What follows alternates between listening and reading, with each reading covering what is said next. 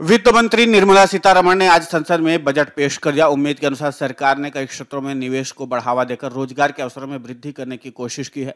कृषि, आईटी, मूलभूत ढांचा निर्माण में बढ़ोतरी और कई औद्योगिक क्षेत्रों में नई योजनाओं के लिए बेहतर नीतियों की घोषणा कर सरकार ने स्पष्ट कर दिया है कि युवाओं को रोजगार उपलब्ध कराना उसकी सबसे बड़ी प्राथमिकता है। केंद्रीय बजट में शहरी इंफ्रास्ट्रक्चर को बढ़ावा देने के लिए हर साल 10,000 करोड़ रुपए के निवेश की बात कही गई है। इसके अलावा सरकार ने रेलवे ढांचा निर्माण करने, 100 योजनाओं को शुरू करने और 50 नए एयरपोर्ट स्थापित करने की भी योजना बनाई है। इससे शहरी क्षेत्रों में रोजगार के अवसर बढ़ेंगे। एमएसएमई सेक्टर देश में सबसे ज्यादा लोगों को प्रत्यक्ष और अप्रत्यक्ष रोजगार उपलब्ध कराता है। इसकी महत्ता को देखते हुए सरकार ने इस सेक्टर को स्पेशल पैकेज के माध्यम से मदद देने की घोषणा की है। इस सेक्टर के उद्यमियों को आसान कर्ज उपलब्ध कराने की घोषणा से भी क्षेत्र की स्थिति में बेहतर मदद मिलेगी। इससे लोगों को अपना स्वरोजगार करने में भी आसानी होगी और बेरोजगारी में कमी आएगी। सरकार ने जिस तरीके से कृत्रिम हीरों के निर्माण को बढ़ोतरी देने की घोषणा की है, उससे देश के आभूषण निर्माण से जुड़े क्षेत्रों में रोजगार के नए अवसरों की वृद्धि होगी। इससे आभूषण निर्माण में लगी कंपनियों की आर्थिक स्थिति बेहतर करने में भी मदद मिलेगी। पुराने वाहनों को सड़कों से हटाने के कारण नए वाहनों की बिक्री में वृद्धि होगी। इससे ऑटो सेक्टर में भी वृद्धि होगी। सरकार ने बजट में कृषि वर्धक निधि में धन आवंटित कर ग्रामीण क्षेत्रों में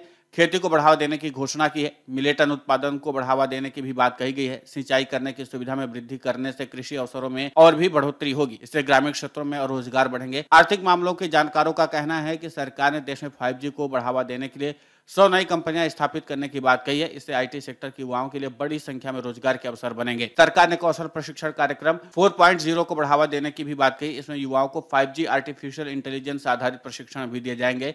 इससे भी युवाओं को रोजगार हासिल करने में मदद मिलेगी। दुनिया में सबसे ज्यादा रोजगार उपलब्ध कराने के लिए पर्यटन क्षेत्र को सबसे प्रमुख माना जाता है। सरकार ने पर्यटन को बढ़ावा देने की अपनी घोषणा को आगे बढ़ाते हुए सीमावर्ती गांवों तक पर्यटन को बढ़ावा देने की बात कही है। इससे शहरी क्षेत्रों के साथ साथ सुदूर गांवों तक युवाओं को रोजगार हासिल करने में मदद मिलेगी। केंद्र सरकार ने 47 लाख युवाओं को 3 वर्ष तक आर्थिक मदद देने की घोषणा की है। इससे संघर्ष के समय युवाओं को मदद मिलेगी। CMII के आंकड़ों के अनुसार देश में इस समय बेरोजगारी की दर लगभग 7.1% है। शहरी क्षेत्रों में बेरोजगारी दर 8.6% और ग्रामीण क्षेत्रों में 6.4% है। पिछले दिसंबर माह में देश में बेरोजगारी दर में बढ़ोतरी हुई है। लिहाजा दुनिया की सुस्त पड़ी अर्थव्यवस्थाओं के बीच कामकाजी वर्ग को रोजगार उपलब्ध कराना सरकार के लिए सबसे बड़ी चुनौती है। बीते दिसंबर माह में बेरोजगारी पिछले 16 महीने में सबसे ज्यादा हो गई है। दिसंबर 2022 के माह में सबसे ज्यादा बेरोजगारी हरियाणा में है, जहां 37.4% लोगों ने स्वयं को बेरोजगार बताया। बेरोजगार के मामले में दूसरे नंबर पर राजस्थान है, जहां पर 28.5% लोग बेरोजगार हैं। देश की राजधानी दिल्ली में 20.8% लोग बेरोजगार हैं।